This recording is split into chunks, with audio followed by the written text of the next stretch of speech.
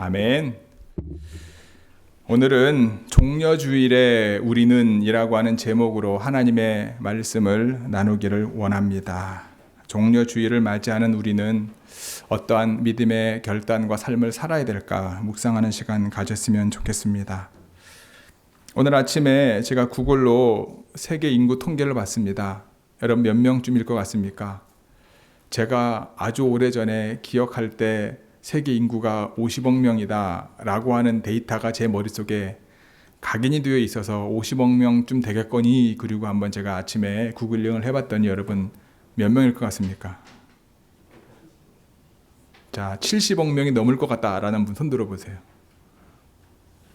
80억 명이 넘을 것 같다는 분 손 들어보세요. 재밌더라고요. 구글 들어가서 The World Population이라고 치면은요, 숫자 계속 왔다 갔다 왔다 합니다. 올라갔다 내려갔다 올라갔다 내려갔다. 통계적으로 이제 돌아가시는 분은 뺄 거고, 그렇죠? 사망 신고하시는 분들 뺄 거고, 출생 신고된 분들은 올라가겠죠. 올라갔다 내려갔다 하더라고요. 근데 오늘 아침 현재 79억 명입니다. 79억 명 얼마. 여러분, 근데 그 79억 명 중에 기독교 인구가 얼마일 것 같습니까? 나라마다 다를 수 있고, 여기서 말하는 기독교는 캐톨릭, 그 다음에 orthodox, 뭐죠? 정교회 다 포함해서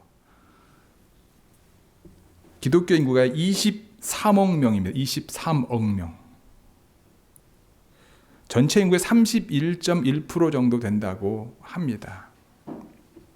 우리나라뿐만 아니라 세계를 지나가도 3명 중에 1명은 이제 어쨌든 그 사람의 삶은 둘째치고 I'm a Christian, I'm a believer라고 얘기하는 사람이 3분의 1인 거예요. 3분의 1. 여러분 주변에 그런가요? 우리 교회 주변에는 뭐 그렇지만, 그렇죠? 우리나라뿐만 아니라 세계에도 그렇다라는 거죠. 그리고 제가 미국 전역을 다녀본 건 아니지만 제 느낌 아닌 느낌적으로 여러분 맥도날드 숫자가 많을까요? 교회 숫자가 많을까요? 제 생각인데 교회 숫자가 더 많을 거라 생각합니다. 저희 동네는 맥도날드도 많지 않아요. 시골 가면요, 웬만한 동네는 다 맥도날드가 있습니다. 근데 맥도날드는요, 뜸은 있는데 교회는 요소요소에 있습니다. 천주교를 포함하면 여러분 미국 전체 인구의 72% 정도가 신자다라고 얘기를 합니다. 1년에 한 번 나와봤든 2번 나와봤든 매주 나왔든 내가 빌리버 크리스찬이다라고 말하는 사람이 전체 미국 인구의 72% 된다고 합니다. 엄청난 숫자죠. 믿는 사람들이 많다는 것이 좋은가요, 나쁜가요? 좋죠. 나쁘다고 말할 수 없습니다. 그런데 스스로를 곰곰이 생각해 보아야 할 부분이 있다라는 거죠. 우리가 이런 이야기가 있지 않습니까? 홍수가 나면 온 사방에 물천지인데 앞에도 물이요, 뒤에도 물이요, 동서남북이 다 물인데 뭐가 없다고 말합니까? 마실 물이 없다라고 말하는 거죠. 물어보는 사람들마다 교회 다닌다고 말하고 그리스도인이라고 말하고 아마 크리스천이라고 얘기하지만 과연 그 모습을 보는 우리의 모습, 특별히 나는 크리스천이다라고 얘기하는 사람들을 믿었다가 어려움을 당하는 경우를 우리는 너무나 자주 봅니다. 참 마음 아픈 현실을 우리는 직면하고 있죠. 예전에 제가 뉴욕에 사역할 때 맥도날드에서 커피를 마시고 있는데, 이 얘기 아마 했던 것 같아요. 맥도날드에서 커피를 마시고 있는데 누군가가 안녕하세요 목사님 그랬더니 여기저기서 그 소리 나는 쪽으로 고개를 돌리는 모습을 직접 목격했습니다. 어떤 날은요, 한국 분들이 한 15명이 맥도날드에 모여 있는데 어떤 모임을 하고 있어요. 그냥 제가 듣고 싶어서 들은 건 아니고 지나가다가 그분들이 무슨 얘기 하는지 들려왔습니다. 근데 그분들이 왜 모였냐면 그 15명 정도 모이는 분들이요, 한 3명씩 4명씩 그룹을 지어서 너는, 제가 이제 뉴욕에 있어 플러싱에 있어, 너는 무슨 퀸즈 중앙교회, 너는 퀸즈 장로교회, 너는 프라미스 교회, 너는 무슨 교회 해가지고 그 당시 뉴욕 플러싱에 있는 큰 교회들, 넌 플러싱 제일 플러싱 연합감리교회, 그러면서 한 3명씩 4명씩을 보내는 거예요. 우리 신천지가 그렇잖아요. 근데 신천지는 아니고요. 식당을 그 지역에 오픈을 했는데 지인들을 모아놓고 가서 교회 등록하라는 거예요. 그래서 사람들을 데리고 오라는 거죠. 제가 직접 목격했습니다. 예수님께서 누가복음 18장 말씀을 통해 이런 말씀을 하십니다. 인자가 올 때에 세상에서 믿음을 보겠느냐. 신자가 없다는 것이 아니라 믿음을 가지고, 참된 믿음을 가지고 사는 그리스도인이 많지 않다라고 하는 의미이겠지요. 명목적인 그리스도인과 같은 무늬뿐인 그리스도인이 아니라 마지막 날에 예수님께서 찾으시는 참된 그리스도인이 되길 주님의 이름으로 간절히 축복합니다. 오늘 본문에 보니까요, 예수님은 제자들과 함께 예루살렘을 들어가십니다. 생애 마지막 예루살렘 방문입니다. 그렇죠? 다시는 올 수 없는, 외관상 유월절을 지키기 위함이었지만 이전의 방문과는 달리 이번에는요, 조심스럽게 사람들에게 알리지 않고 가신 것이 아니라 모든 사람들이 다 알 수 있게, 많은 사람들이 눈에 드러내게 방문하십니다. 하나님의 때가 되어서 5일 후에 유월절을 지내고 유월절 어린 양으로서 대속의 제물이 되기 위하여 예루살렘으로 지금 들어가고 계십니다. 그 당시 1500년 이상 동안 이스라엘 백성들이 지켜왔던 유월절과는 아주 의미가 다른 유월절이 될 것이다 라는 거죠. 예수님께서 이와 같이 인류를 위해 십자가를 지시는 사명의 길을 걸어가시는 종려주일에 우리는 어떤 믿음의 고백과 결단을 해야 할까요? 첫 번째는요, 저는 이렇게 표현하고 싶습니다. 빈손 들고 예수님께 나와야 한다. 따라할까요? 빈손 들고 예수님께 나와야 한다. 아멘. 13절 말씀 함께 봅니다. 시작. 종려나무 가지를 가지고 맞으러 나가. 오늘 본문에 등장하는 무리들은요, 손에 무엇을 들고 있습니까? 그들은 손에 종려나무 가지를 가지고 예수님을 맞이하러 나갔습니다. 그들은 유월절을 지키기 위해서 전 세계에서 모여든 순례자들이었습니다. 요세푸스가 쓴 유대인 전쟁사에 따르면요, 네로 당시에만 해도 유월절을 지키기 위해서 예루살렘에 모여들었던 사람이 약 270만 명 정도 되었다고 합니다. 여러분, 샌프란시스코 주민이 88만 명입니다. 그런데 유월절을 지키기 위해서 전 세계에서 예루살렘 성전으로 모여든 사람이 270만 명, 엄청난 숫자죠. 엄청난 숫자입니다. 오죽했으면 예수님이 태어날 때 민박할 집이 없어서 마구간에서 태어났겠습니까? 그들이 가지고 있는 종교적인 열심 본받을 만하죠. 그런데 왜 그들은 유월절을 지키기 위해 예루살렘 왔다가 예수님을 이렇게 열렬히 환영하는 사람이 되었습니까? 그 이유는 우리가 읽진 않았지만 오늘 본문의 앞부분과 뒷부분에 보면 나와 있어요. 그들은요, 죽은 지 사흘이 지나 무덤에 있었던 나사로를 살리신 예수님을 보고 싶어 했습니다. 그리고 죽었다가 살아난 나사로도 보고 싶어 했습니다. 그래서 그들은 예수님께서 예루살렘으로 온다라는 소식을 듣고요, 그를 보기 위해 지금 거리로 나온 거예요. 그들 손에 뭐가 있다고요? 종려나무 가지를 들고 그들이 나온 거예요. 성경에는요, 종려나무 가지에 대한 이야기가 뜨문뜨문 나옵니다. 종려나무 가지가 많았던 도시 중에 하나가 여리고입니다. 그래서 그 도시를 종려나무 성읍이다, 사사기나 역대하나 신명기에 그렇게 나와 있습니다. 종려나무는요, 뿌리가 100m 이상 깊이까지 뻗어가기 때문에 사막 기후에 잘 자랐기 때문에 그 지역의 흔한 나무 중에 하나였습니다. 그런데 우리가 종려주일을 지키는 이유는 예수님께서 예루살렘으로 들어가셨을 때 모였던 많은 무리들이 종려나무 가지를 사용했기 때문에 우리는 종려주일로 지키고 있어요. 1955년 여러분, 프랑스의 칸시 상징인 종려나무 잎을 상징하는 뭐죠? 칸 영화제라 그러죠. 거기에 황금 종려상이라고 있지 않습니까? 그 종려의 의미도 보니까 그 도시에 상징하는 나무가 종려나무였기 때문에 거기서 유래했다고 얘기를 하더라고요. 근데 그냥 단순히 종려나무가 그 지역의 그 도시의 상징이었던 것 때문이 아니라 종려나무가 가지고 있는 그 의미, 아름다움, 그 다음에 순결함, 고귀함, 이런 의미를 가지고 있었기 때문에 그걸 가지고 이제 황금 종려상이라고 하는 상을 만들게 되어지고, 상 트로피 안에 보면은 종려나무 가지가 올라가 있는 모습을 봅니다. 그렇다면 여러분, 유월절을 지키기 위해 예루살렘에 모였던 무리들이 왜 종려나무 가지를 흔들었을까요? 그들에게 종려나무는 어떤 의미를 가지고 있을까요?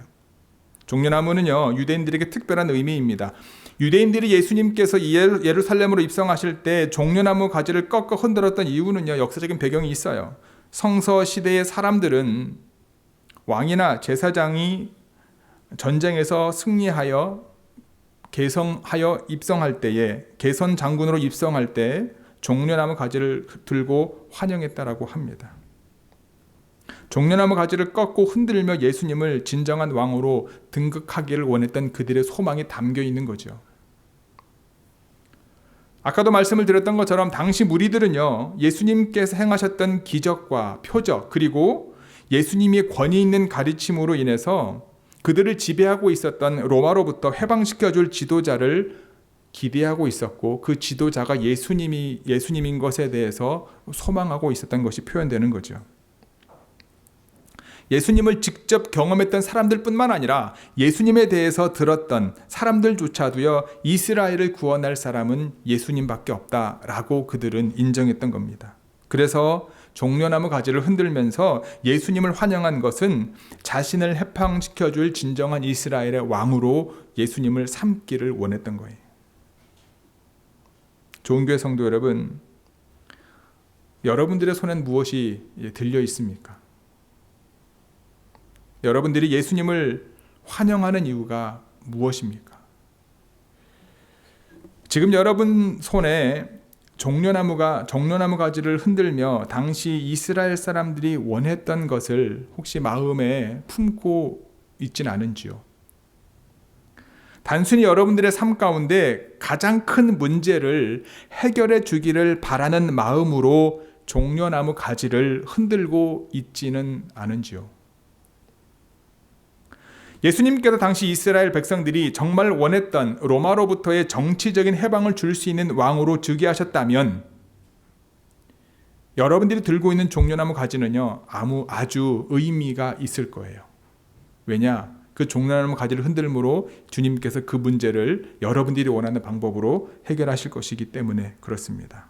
하지만 아쉽게도 예수님은요, 이스라엘의 정치적인 왕으로 오신 것이 아니라 평화의 왕으로 예루살렘으로 들어가셨습니다. 예수님은 개선 장군이 된 왕으로 멋있는 말을 타고 예루살렘 성으로 들어가지 않으셨고요. 예수님은 어린 나귀를 타고 예루살렘 성으로 들어가셨습니다.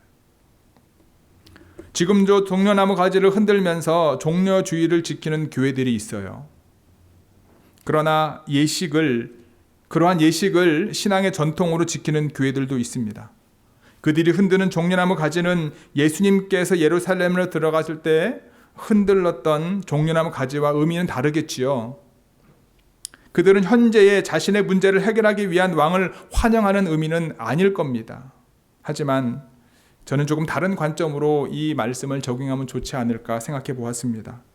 종려나무 가지를 흔들며 예수님을 환영하기보다 종려나무 가지를 버리는 거죠. 우리가 종려나무 가지를 흔들든지 그렇지 않든지 예수님께서는 우리에게 참된 자유를 주기 위해 오셨습니다. 죄에서 자유를 주기 위해 오셨습니다. 예수님께서 주시는 자유를 얻기 위해 우리는 빈손 들고 주님 앞으로 나아와야 된다는 거예요. 나의 계획, 나의 미래, 나의 의지, 그리고 나의 소망을 내려놓고 빈손으로 주님 앞에 나가 그를 환영하면 참된 그리스도인으로서 주님이 주인된 삶을 살아가게 될 것이고, 그분께서 저와 여러분들 삶 가운데 함께하는 놀라운 경험을 하게 될 것을 믿으시기 바랍니다. 두 번째는요, 따라합니다. 내 영혼을 구원하시고 참된 자유를 주신 예수님을 찬양해야 합니다.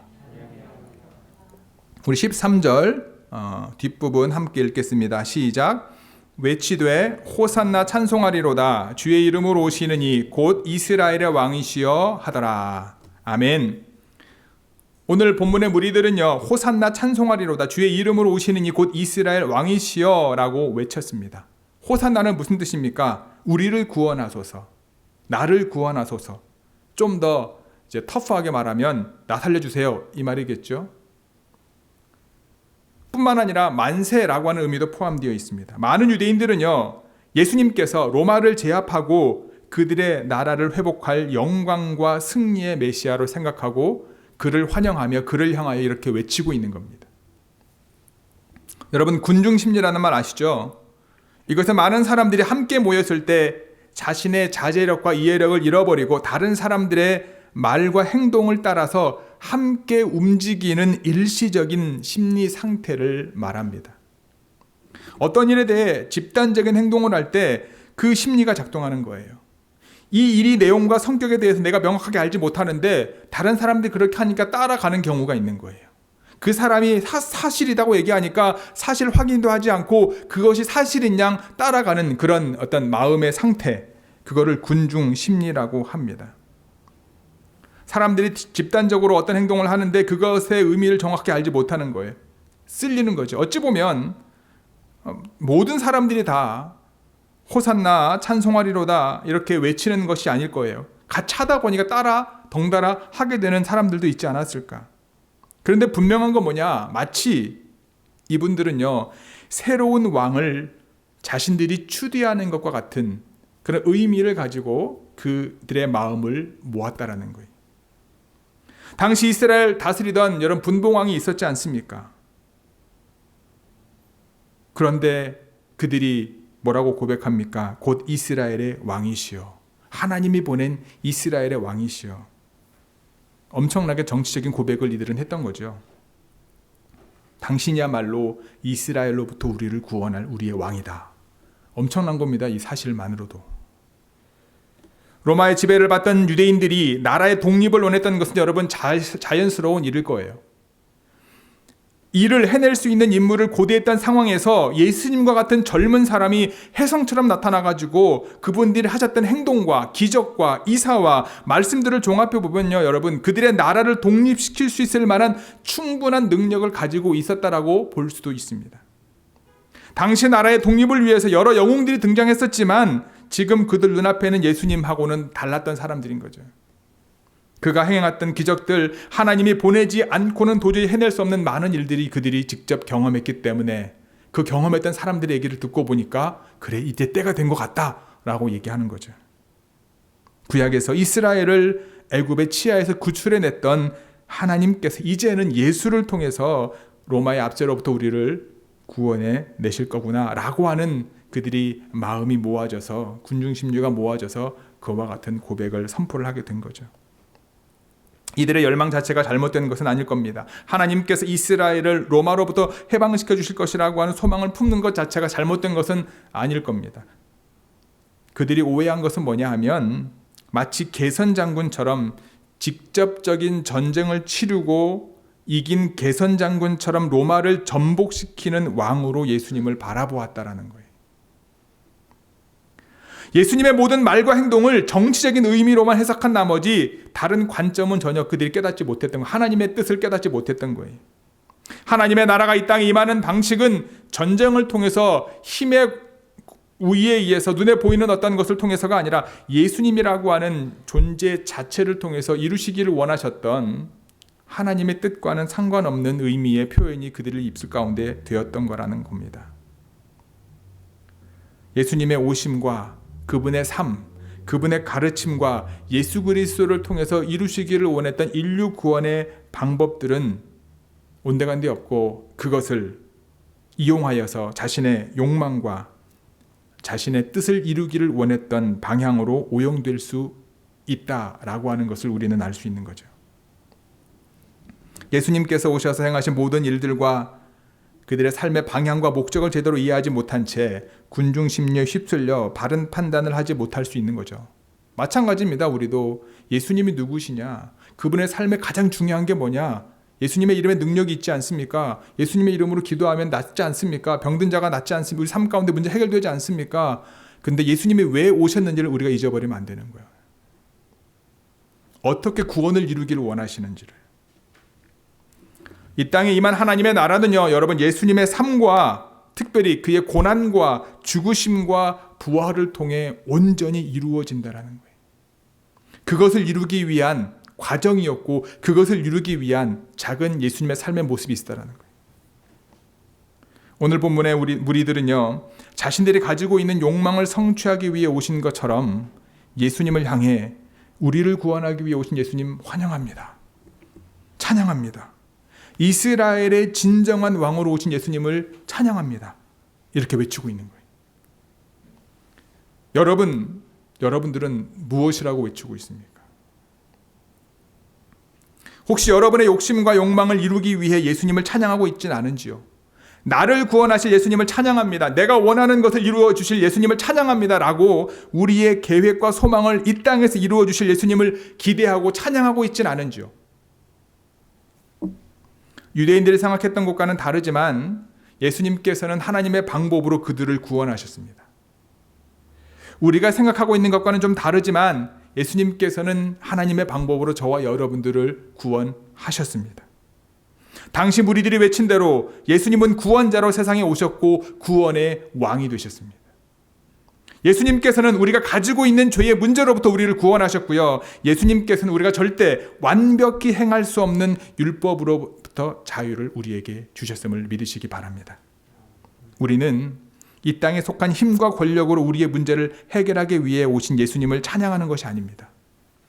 오히려 고난의 십자가에 달려 죽으심으로 우리의 죄의 문제를 해결하시고 하나님과 진정한 화평을 회복하기 위해 오신 바로 그 예수님을 찬양하는 것임을 기억하시기 바랍니다. 예수님께서도 말씀하셨습니다. 나는 섬김을 받으러 오지 않고 도리어 섬기기 위해 오셨다. 예수님께서는 많은 사람들을 위한 대속물로 자신을 내어주기 위해 이 땅에 오셨고 예루살렘으로 들어가셨습니다. 우리가 호산나를 부르며 찬양하는 것은 바로 이와 같은 구원의 복음을 성취하기 위해 오신 예수님을 잊지 않는 저와 여러분 모두가 되기를 주님의 이름으로 간절히 축복합니다. 세 번째입니다. 따라할까요? 예수님께서 얻으신 영광을 깨달아야 합니다. 우리 15, 16절 같이 읽겠습니다. 시작. 이는 기록된 바 시온 딸 두려워하지 말라.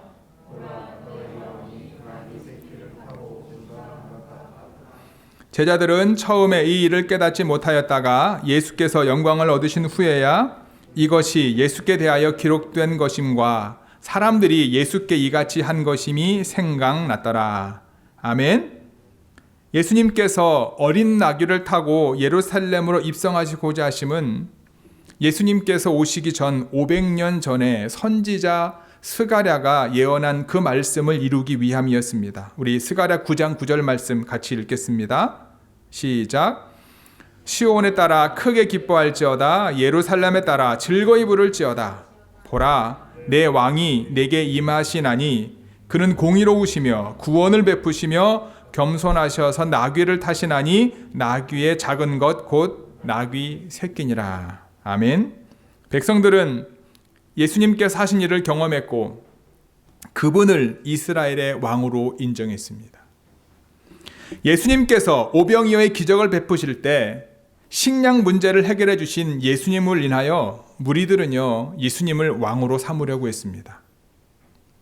무리들이 예수님을 이스라엘 왕으로 맞아들인 것은 예수님께서 죄에 빠진 자신들을 건져주실 구주로 생각하는 것이 아니라 나사렛을 죽은 자 가운데 살리신 그 표적 행하심을 들었기 때문이다 라고 요한 복음은 말합니다. 그리고 그들은 그러한 표적을 다시 보기 원했고 그러한 능력으로 자신들을 구원해 주기를 원했던 겁니다. 예수님께서 구약의 예언을 온전히 이루기 위하여 십자가를 지셔야 하는 것을 이해하지 못했습니다. 제자들도 예수님이 예루살렘에 입성하실 때 그 자리에 있었지만 그 의미를 제대로 깨닫지 못했습니다. 그들은 예수님께서 영광을 얻으신 후에야 비로소 깨닫게 됩니다. 근데 그러면 예수님이 영광을 얻으신 사건이 무엇입니까? 우리 요한복음 12장 23, 24절 함께 읽겠습니다. 시작. 예수께서 대답하여 이르시되 인자가 영광을 얻을 때가 왔도다. 내가 진실로 진실로 너희에게 이르노니 한 알이 미리 땅에 떨어져 죽지 아니하면 한 알 그대로 있고 죽으면 많은 열매를 맺느니라. 아멘. 예수님께서는요 어떻게 영광을 얻으셨습니까? 자신이 곧 죽게 될 것, 그 죽음과 많은 생명을, 그 죽음을 통해 많은 생명을 살리게 될 것을 제자들에게 암시하셨고 그것을 통해서 예수님은 영광을 얻으셨다라는 거예요. 그 사실을 이 당시에는 몰랐지만 나중에 제자들도 깨닫게 되었다라는 거예요. 세상의 정복자들은 다른 사람들을 희생시켜서 자신이 영광을 얻지만 예수님은 도리어 자기 백성을 위하여 자신을 희생하면서 영광을 받으신 겁니다. 예수님 한 분이 죽으심으로 누구든지 그를 믿는 자마다 멸망하지 않고 영원한 생명을 얻게 되었습니다. 하늘의 미랄의 원리가 예수님을 따르는 백성들에게 모두에게 적용이 됨을 기억하시기 바랍니다. 예수님을 믿는다고 하면서 자기 중심으로 신앙생활하면 자신의 계획과 욕심을 내려놓지 못한 상태로 하나님 앞에 선다면 하나님이 그를 보시고 뭐라고 말씀하실까요? 하나님 앞에서 저와 여러분들 뭐라고 대답하시겠습니까? 하나님과 다른 사람들을 위하여 자기를 낮출 수 있는 사람들은요, 자신의 생명도 보존하고 그 헌신을 통하여 다른 사람들에게 열매를 맺게 될 것입니다. 날마다 자신의 의지와 욕망을 포기하는 사람들은요, 생명의 근원 되신 주님과 동행함을 경험하게 될 것입니다. 우리 한 사람 한 사람을 위하여 죽은 것을 영광이라고 하신 주님의 말씀을 깨닫고 이제 우리도 이웃을 위해 희생하는 것을 영광과 기쁨으로 여길 수 있는 저와 여러분 모두가 되기를 소망합니다. 주일 주님 앞에 나올 때 여러분은 어떤 마음을 가지고 나오시나요?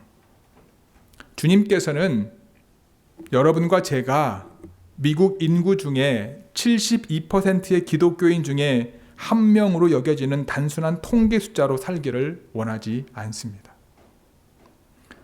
특별히 이번은 고난주간인데요. 우리의 삶은 반복되는 것 같지만 매일 우리는 예수님께서 주시는 새 생명으로 살아가고 있음을 잊지 마시기 바랍니다. 종려나무 가지와 같은 내 소망과 내 꿈과 내 바람을 내려놓고 빈손 들고 주님 앞에 나와 삶의 전부를 예수님께 맡기는 이번 한 주가 되기를 주님의 이름으로 간절히 소망합니다. 내 영혼을 구원해 주시고 내 영에 참된 자유를 주신 예수님을 찬양하는 이번 한 주간이 되기를 소망합니다. 우리를 위해 십자가에 죽으시고 영광을 얻으신 예수님처럼 누군가를 위해서 희생함으로 하나님께 영광을 돌리는 이번 한 주간이 되기를 주님의 이름으로 간절히 축복하고 기도합니다. 아멘. 기도하시겠습니다. 오늘 말씀을 기억하시면서 여러분 각자 하나님 앞에 결단의 기도를 드렸으면 좋겠습니다. 주님, 내가 내 손에 들고 있는 종려나무 가지와 같은 것이 무엇인지요? 이것을 내려놓고 빈손 들고 주님께 나아갑니다. 주여, 내 영혼을 구원해 주시고 하나님의 자녀 삼아 주시고 내 영혼에 참된 자유를 주신 주님의 이름만을 찬양하는 저희들 되게 하옵소서. 그리하여 하나님, 주님께서 십자가의 죽으심으로 얻게 된 그 영광의 놀라움의 깊이, 신비의 깊이를 깨닫고 그 자리에 나아가는 저희들 모두 되게 하옵소서. 각자 하나님 앞에 고백하며 결단하며 나아갑니다. 기도하시겠습니다.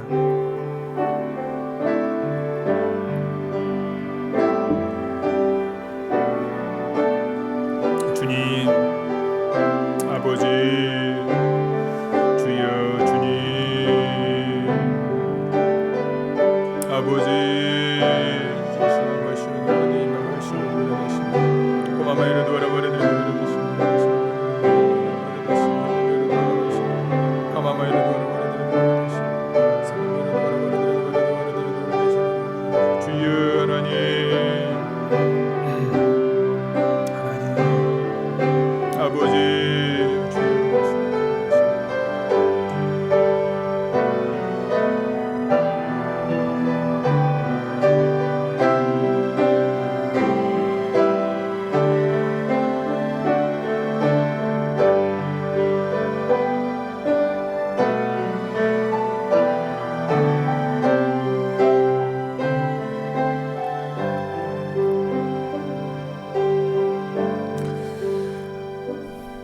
우리의 죄를 대신해서 인류의 구원을 위하여 십자가에 죽기 위하여 예루살렘으로 들어가신 예수님, 그날을 기념하는 종려주의를 지키며 우리가 이번 한 주간 동안 어떤 삶을 살아야 되는지요.